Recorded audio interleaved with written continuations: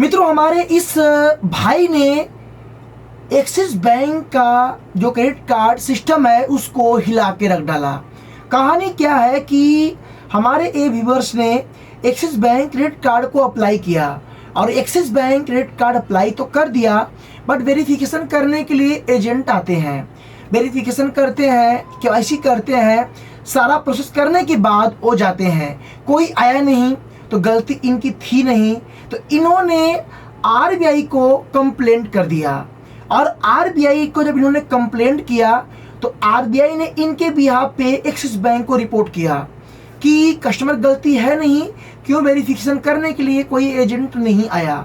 इसके बाद हुआ क्या, एक्सिस बैंक का जो रिप्लाई है वो आरबीआई को नहीं मिला और इस बिहाफ पे 45 दिन मतलब टाइमिंग हो चुके हैं। उसके बाद एक्सिस बैंक को 8,000 कुछ रुपए का पेनल्टी पे करना पड़ा। यहाँ पे आप लोग दे सकते हैं ए मैसेज और जो कंप्लेन किया गया था आरबीआई का उसका स्क्रीनशॉट।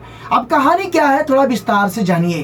तो यहाँ पे रूल के अनुसार कोई भी बैंक क्रेडिट कार्ड अगर इशू करता है किसी कस्टमर को, अगर कस्टमर को कार्ड इशू किया जा रहा है तो उसमें वेरिफिकेशन करना अनिवार्य है।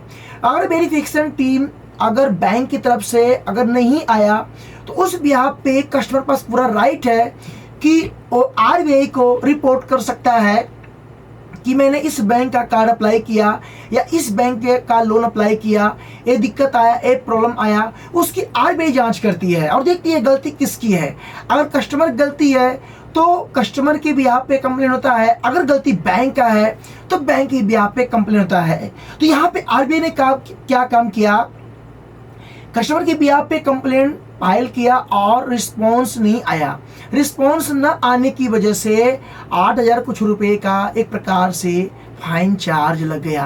अब मित्रों, इसमें कितनी सच्चाई है और इसका पूरा विस्तार से आपको थोड़ा हम और बताएंगे।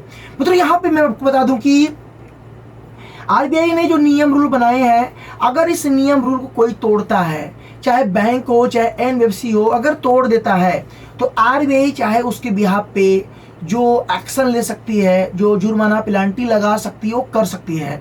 बट यहाँ पे मित्रों, आज के टाइम की बात करूँ तो बहुत सारे बैंक ऐसे हैं जो क्रेडिट कार्ड तो इशू करते हैं, बट अगर कस्टमर को पता नहीं है कि हम कैसे कंप्लेन करें, कहाँ पे कंप्लेन करें, और जिनको पता है, जिनको अपना राइट पता है, वो लड़ बैठते हैं कि भैया मुझे तो अपना अधिकार चाहिए ही चाहिए, और जिनको पता नहीं होता है वो मूर्ख बन जाते हैं।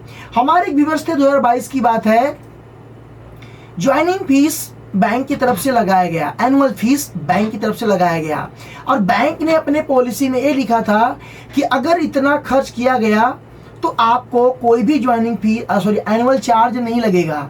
और कस्टमर को लग गया, जब बैंक को कंप्लेन किया, बोला ऐसी बातें है, मैंने इतना खर्च कर लिया फिर भी क्यों मुझे एनुअली चार्ज लगा।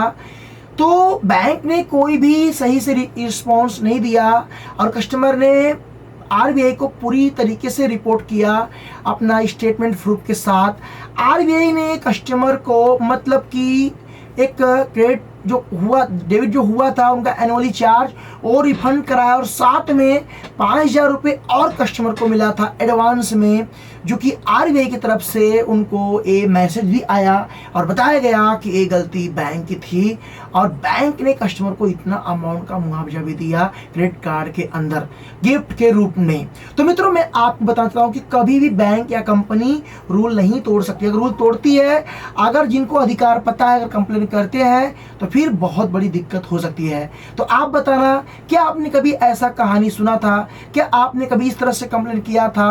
अपनी बात कमेंट में जरूर शेयर करना और आप बताना गलती किसकी है, क्या कस्टमर ने सही किया या गलत कहा, अपनी बात कमेंट में जरूर बताना। वीडियो कैसा लगा लाइक कर देना, चैनल को सब्सक्राइब के बेल आइकन को ऑन कर देना।